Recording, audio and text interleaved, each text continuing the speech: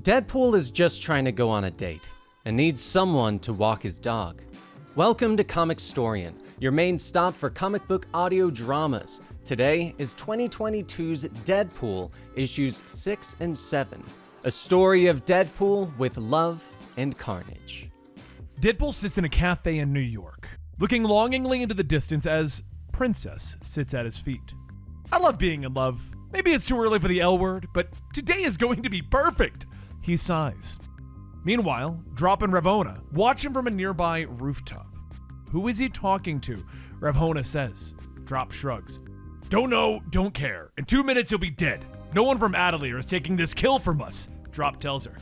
He continues to watch, explaining that as soon as Valentine shows up for their date, the pair will kill Deadpool and the traitor. But the pair are shocked when the woman joining Deadpool turns out to be Lady Deathstrike. So our intel about Deadpool and Valentine's romantic relationship is incorrect, Ravona suggests. Or he's a two-timing scumbag. Valentine betrayed us because of him, and now he has the audacity to cheat on them? Drop says as he pulls his sword, promising to extra kill Deadpool for this. At the table, Deadpool hands Deathstrike the flowers that he brought. She sniffs them for a moment before dropping them back to the table. These smell like crap. Get a different bouquet. She snaps, and Deadpool is shocked as he picks them back up. What? I picked this one myself. It's even shaped like Valentine's face, he protests, explaining that he wants their date to be perfect, which is why he's asking for Deathstrike's help. I want you to watch, and you wanted me to watch your dog, Deathstrike reminds him. You love princesses! And Cable won't pick up his phone. Deadpool admits, though she doesn't like it, Deathstrike finally agrees to watch the symbiote Carnage dog. Now what do you want to do about the assassins on the rooftop? She asks as she glances over her shoulder, and Deadpool smiles, drawing his pistols. I'm always partial to dine and dash.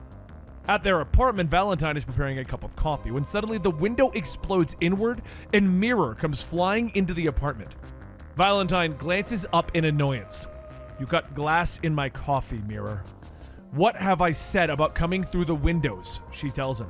But Mirror doesn't care, explaining that Valentine has been marked for death by the Horned Emperor. But Valentine is already moving, drawing the shotgun from beneath the kitchen sink, leaping across the room, firing as they go. I'm not surprised they sent you to kill me. My needler can't pierce your armor.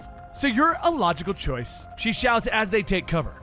Mirror fires her needle bolts and the room explodes, obscuring everything in smoke. Mirror then moves through the smoke, preparing to kill Valentine, but the assassin comes out of nowhere with a meat tenderizer and begins to swing. Back at the cafe, Deadpool and Deathstrike have launched into a fight with Drop and Ravona. Hey, I remember you! The Adelaide fashion assassins. Don't tell me you've changed your mind about letting me in. Deadpool says as his swords connect with Drop's. He twists, disarming Drop, but the assassin isn't done yet. Using his power, he slams his hand against the rooftop, causing the entire building to collapse. Deadpool screams as the building falls around him, and when the smoke clears, his body is twisted and broken. Oh, that was a 12-story building. Gravity manipulation is no joke.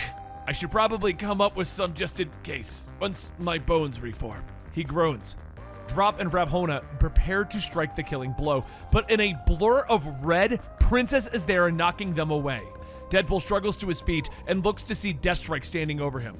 We've got this. Get the hell out of here. Do you want to be late for your date? She snaps at him as she leaps into the fight. Deadpool nods, reaching down to find his flowers on the ground. He picks them up, hobbling away. Come on, legs! Heal up! He shouts as he tries to run.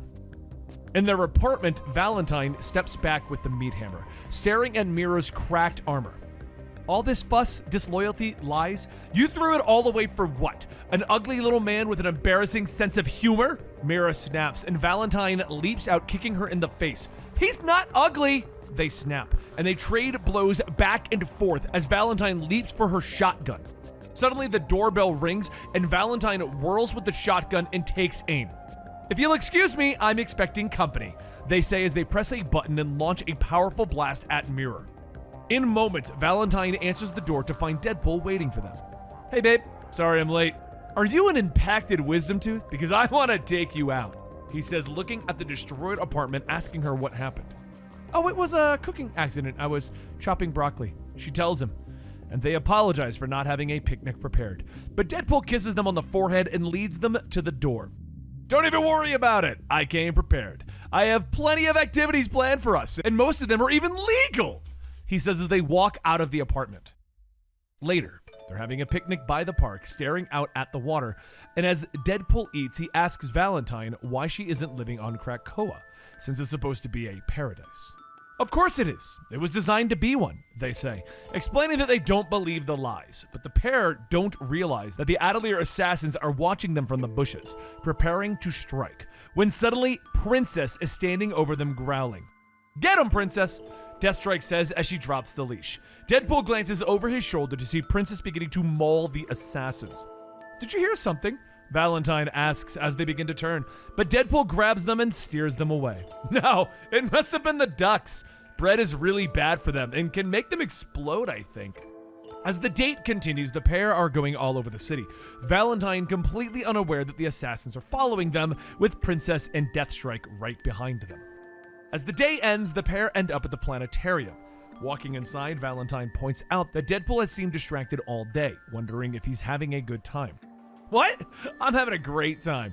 I'm just worried about Princess. She's only a week old, and she's never spent this long away from her daddy," Deadpool explains.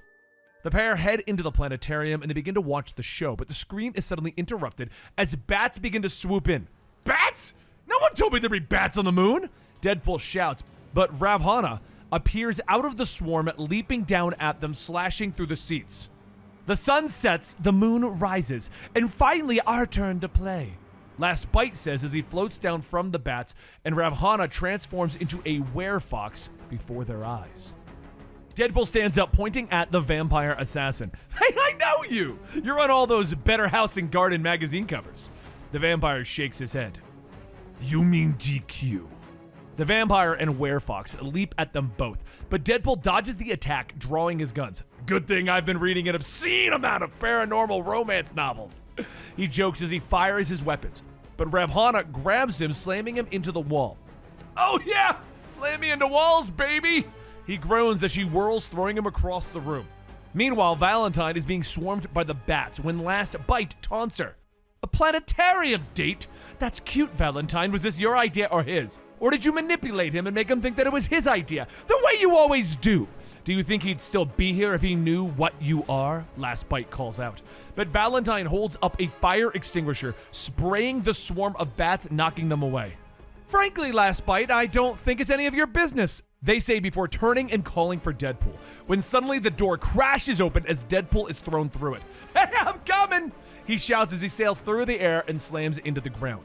Deadpool draws his swords, leaping at Ravana, stabbing her through the chest before whirling and slashing at the bats, but then they begin to swarm and bite him. "Ow, ow, ow! You're so tiny, but so vicious! This is like being attacked by an angry preschool!" Deadpool yells as he continues to slash with his swords, trying to hit the bats, but they begin to lift him into the air and Last Bite appears. "Stop struggling, Deadpool. Look into my eyes. Feel your will draining away. Now you are mine to command." The vampire snarls. Deadpool relaxes, the sword dropping from his hand. "You have pretty eyes," he begins to state, but suddenly lashes out, poking Last Bite in the eyes. "But I've seen better. Mind control doesn't work on me." "Bummer, right?" Deadpool says as he drops through the air, catching his sword before it hits the ground. Meanwhile, Valentine is being hunted by Ravana, but they found a pneumatic cannon on display in the planetarium. Using their needles, they begin to change the elements within the cannon, preparing for a fight. Outside, Deathstrike is standing in the grass with Princess, trying to get her to poop, as per Deadpool's dog-sitting instructions. "Just go already, Princess. You can't go home until you poop." Deathstrike sighs, trying to explain to the murderous creature that she understands that Princess is just worried about Deadpool. Suddenly, the building behind them explodes, with Deathstrike whirling in surprise, but Princess has already pulled free and is charging towards the building. "Get back here!" Deathstrike shouts as she gives chase. Inside, Valentine is standing amongst the destruction of their attack. Flammable agent, meet the pneumatic cannon. "I'm pretty sure that this shouldn't be a planetarium exhibit, but I'm not complaining," Valentine says as Ravana pulls herself out of the rubble. She struggles to her feet to continue the fight, but Princess suddenly steps on her, slamming her into the ground. "Baba! Hello, Baba!" Princess calls as she charges away. Ravhana tries to get back up, but Valentine walks over, firing the cannon into her face. Deadpool is still fighting last bite, but Princess arrives with joy. "Oh, that's my little girl," Deadpool calls out, the symbiote dog beginning to dissolve and wrap itself around the vampire, its tendrils sliding into his eyes, nose, and mouth until there is a crunch. Deadpool pats his murderous dog and turns to see Valentine still fighting against Ravhana. "One urban fantasy ripoff down. One to go," Deadpool says, pondering a heroic way to save his date, when suddenly a light bulb goes off in his head. "You're a genius!" He slashes at the ropes that hold the moon over the exhibit, letting it swing down, slamming into Ravhana, flattening her. Leaping down, he lands next to Valentine. "You okay?" he asks, and they smile and pull him close. "Little burnt, but fine," they say, and the two begin to flirt, but are interrupted by the arrival of the NYPD, who shout for the pair to put their hands up. And so their date ends the only real way that it ever could, with the two in jail, but are quickly rescued by Deathstrike and Princess.